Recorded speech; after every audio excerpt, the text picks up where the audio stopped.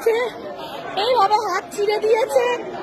মেয়েদের বলছে আমরা কিচ্ছু জানি না, ওরা রাস্তায় ঘুরে বেড়াচ্ছে, আমাদের খুঁজছে, বলছে রেপ করবে, পা দেবে। এই যে পুলিশ এসছেন, এই যে পুলিশ এসছেন। আর জি কর পর্বের 1 মাস হয়ে যাওয়ার পরও এই ঘটনা ঘটছে, যেটা আপনারা এই ভিডিওটা দেখছিলেন। কাঞ্চন গুপ্ত পোস্ট করেছেন, অনেকে পোস্ট করেছেন। ওই নৈহাটির মাটিতে দাঁড়িয়ে এই কাহিনী ঘটেছে, এই ঘটনা ঘটেছে। যারা উই ওয়ান্ট জাস্টিস, বিচার চাই বলে যারা রাস্তায় নেমেছিলেন, তাঁদের ওপর যে অবিচার, যে অত্যাচার হয়েছে, তার ভিডিওটা সোশ্যাল মিডিয়াতে ভাইরাল হয়েছে, অনেকেই পোস্ট করেছেন। আমরা সেখান থেকে নিই। দেখলেন আপনারা কি চলছে এ রাজ্যে মমতা অভিষেক প্রাইভেট লিমিটেড কোম্পানির রাজত্বে, কি চলছে। যদি এই যে পোস্টটা হয়েছে আমি তুলে নিয়ে এলাম আপনাদের আজকে দেখানোর জন্য। যদি এটা সত্যি হয়, সত্যিই তো দেখে মনে হচ্ছে যে ভদ্রমহিলা তো আর বানিয়ে বলবেন না। আমরা বাধ্য হলাম মাঝখানে শব্দবন্ধটা বিপ করা। মহিলাদের শারীরিকভাবে নিগ্রহ করা হয়েছে, শুধু ওই অংশটুকু, কিছুটা অংশ, পুরোটা পারলাম না, বিপ করলাম, যা শোনানো যায় না, বিশ্বাস করুন। ভাবুন তো কোন রাজ্যে বাস করছি। আজকেও দাঁড়িয়ে আর জি কর ঘটনার পরও আজকে এই ঘটনা প্রকাশ্যে ঘটছে, প্রকাশ্য সন্ধ্যেবেলায় ঘটছে। আর একটা সরকার আলাপনকে দিয়ে বলাচ্ছেন যে যথাসম্ভব মহিলাদের রাত্রিবেলা ডিউটি পরিহার করে চলতে হবে। এই কোন সাম্রাজ্যে বসবাস করছি আমরা? ভিডিওটা আরেকবার দেখুন। এইভাবে হাত ছিঁড়ে দিয়েছে। মেয়েদের বলছে আমরা কিচ্ছু জানি না, ওরা রাস্তায় ঘুরে বেড়াচ্ছে, আমাদের খুঁজছে, বলছে রেপ করবে, পা দেবে। এই যে পুলিশ এসছেন, এই যে পুলিশ এসছেন। সিদ্ধান্ত কিন্তু বাংলার মানুষকে নিতে হবে, বিশ্বাস করুন। এই জিনিস চলতে পারে না। গণজাগরণ ঘটছে পাড়ায় পাড়ায়, মফস্বলে, শহরে, হাজারে হাজারে, কাতারে কাতারে, লাখে লাখে মানুষ বেরোচ্ছেন। 130টা শহরে প্রতিবাদ হয়েছে, সারা বিশ্বব্যাপী প্রতিবাদ হয়েছে। তার ছোট ছোট টুকরো টুকরো ভিডিও আমাদের দফতরে এসে পৌঁছচ্ছে, আমরা মাঝে মাঝে সেগুলো দেখাবো। কিন্তু 18 তারিখ সিদ্ধান্ত নিতে হবে, শুভেন্দু অধিকারী বলেছেন। আমার কাছে মনে হচ্ছে খুব গুরুত্বপূর্ণ এই কথা। তখন 17 তারিখ সুপ্রিম কোর্টে শুনানি, এবং সেই শুনানিতে জাস্টিস প্রধান বিচারপতির bench, they have to come to a conclusion. এভাবে চলতে পারে না। প্রধান বিচারপতি বেঞ্চ, আপনারা জানেন, জুনিয়র ডাক্তারদের ওপর বিকেল 5টার মধ্যে, মঙ্গলবারের মধ্যে তাদের ডিউটিতে জয়েন করতে হবে। যদি না করেন, তারপর সরকার যদি কোনো সিদ্ধান্ত নেয়, আমরা কিছু করতে পারব না। প্রচ্ছন্নভাবে আমার মনে হয়েছে এই রায় সরকারকে উৎসাহিত করেছে। অর্থাৎ সরকার যে অবিচার করেছে, সরকারের জন্য যেভাবে তথ্য লোপাট হয়েছে, এভিডেন্স লোপাট হয়েছে, বডি নিয়ে মানে দৌড়ানো হয়েছে, ওভারটেক করে বডি দাহ করা হয়েছে, দ্বিতীয়বার পোস্টমর্টম করতে দেওয়া হয়নি, একটার পর একটা অনাচার যে একটা সরকার এভাবে করে গেছে। বিনীত গোয়েল কলকাতা পুলিশ, রাজ্য পুলিশকে দিয়ে, সন্দীপ ঘোষের মতো কীর্তিমানকে জন্মদিনের শুভেচ্ছা পাঠিয়েছেন রাজ্যের মুখ্যমন্ত্রী। সেই সন্দীপ ঘোষকে কিছুতেই সরকার থেকে ছাড়তে চাননি। তারপর যখন তিনি নিজে রিজাইন করলেন, তখন তাকে প্রাইজ পোস্টিং দেওয়া হলো। আদালত যখন ঘাট ধাক্কা দিয়ে তাকে তাড়িয়ে দিল, তখন তাকে আবার অফিসার অন স্পেশাল ডিউটি করা হলো। কি আছে? রক্তের সম্পর্ক সরকারের সঙ্গে নাকি অর্থের সম্পর্ক? সেই ইতিহাস বেরোচ্ছে ক্রমশ, আমরা সেদিকে আজকে যাব না। কিন্তু সুপ্রিম কোর্ট বাংলার মানুষকে আশাহত করেছে, এই কথাটা স্পষ্টত বলা দরকার। প্রধান বিচারপতি বেঞ্চের প্রতি পূর্ণ শ্রদ্ধা রেখেও বলছি, যা হয়েছে সেটা বাংলার পক্ষে ভালো হয়নি। প্রধান বিচারপতি বা বিচারপতির বেঞ্চ আমাদের হতাশ করেছে, এ কথাটা স্পষ্টভাবে বলা দরকার, আদালতের উপর সম্পূর্ণ শ্রদ্ধা রেখে। ফলত 17 তারিখ কী রায় দেবে সুপ্রিম কোর্ট, সেদিকে তো আমরা তাকিয়ে থাকবো, আপনারাও তাকিয়ে থাকবেন।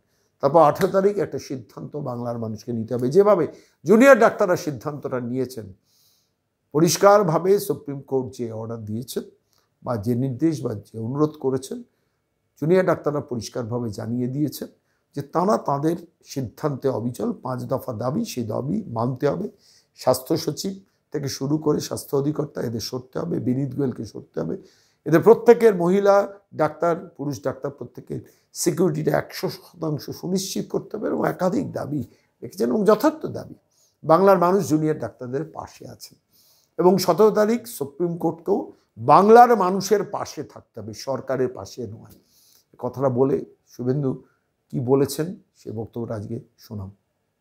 মন্ত্রী তিনি এদেরকে মেল করেছেন চিকিৎসকদের যে আপনারা নবান্নে আসুন, স্বরাষ্ট্র সচিব মুখ্য সচিবকে নিয়ে মুখ্যমন্ত্রী মেল করেছেন এবং এরা অনড় রয়েছে। ওনারা যথেষ্ট বিচক্ষণ, ওনারা কী করবেন আমি তো প্রথম থেকে সকাল থেকেই বলছি।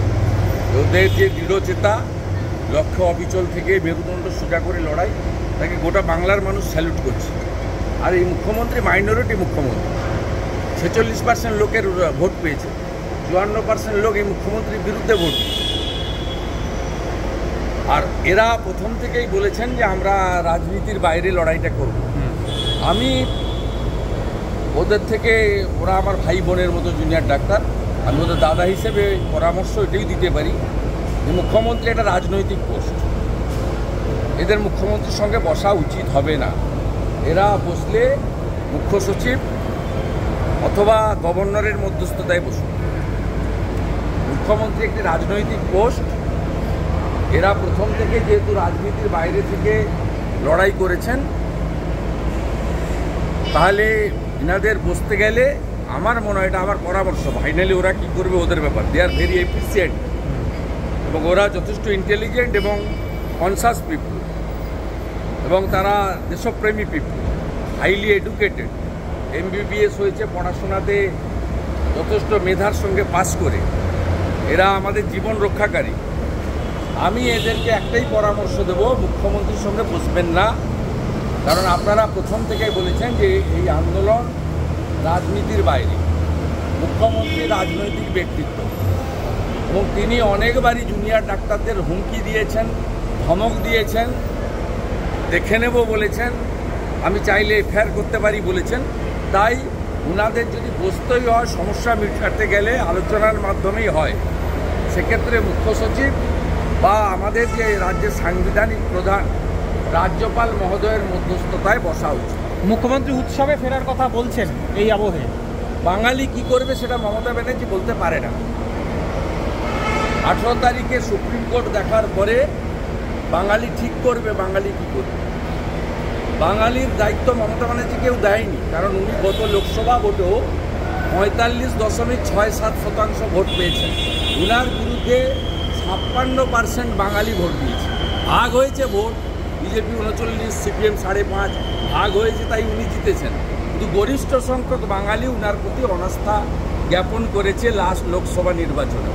স্বাভাবিকভাবে বাঙালি কি করবে সে সবার ঠিকা মমতা ব্যানার্জিকে দেয়নি। আমি বিজেপিকে রিপ্রেজেন্ট করি, বিজেপি গট 2 crore 33,27,000। আমার যে 2,33,27,000 বিজেপির ভোটার আছে, মোদিজির ভোটার, তাদের দায়িত্ব মমতা ব্যানার্জি নেননি। বাঙালিরা কি করবে 18 তারিখে লাইভ দেখবে গোটা বাংলা। সুপ্রিম কোর্টে কীভাবে কপিল সিব্বলকে দিয়ে জাস্টিস যাতে না পায়, আমাদের অভয়া বলুন, তিলোত্তমা বলুন, কাদম্বিনী বলুন, আফটার অল আমাদের বাড়ির মেয়ে, আমাদের বোন। মানুষ দেখেছে কিভাবে কপিল সিব্বল সহ কোটি টাকা দিয়ে লয়ার নামিয়ে মুখ্যমন্ত্রী যাতে জাস্টিস না পায় সেই ব্যবস্থা তিনি করছেন। উনি নির্লজ্জ বলেই বলছেন যে বিচার পরে হবে, উৎসবে ফিরুন। আর আমরা যারা হিন্দু উৎসব করি না, আমরা পুজো করি। উনি পুজোকে পশ্চিমবাংলায় উৎসবে পরিণত করতে চান। যারা আমরা প্রকৃত সনাতন হিন্দু, তারা অষ্টমীর দিন সংকল্প রাখি এবং পুষ্পাঞ্জলি দেওয়ার পরে তারপরে আমরা আমাদের যে কর্ম করি। আমাদের নবমীর দিন ধনুচি না আরতি হয় এবং দশমীর দিন মায়েরা সিঁদুর খেলা করে। সব কিছু হয় পঞ্জিকা এবং শাস্ত্র মতে। 6000 বছরের পুরনো হিন্দু ধর্ম উনি সেটাকে ধ্বংস করতে চাইছেন। তিনি মহালয়ের আগে পিতৃপক্ষে পুজো উদ্বোধনে বেরোন।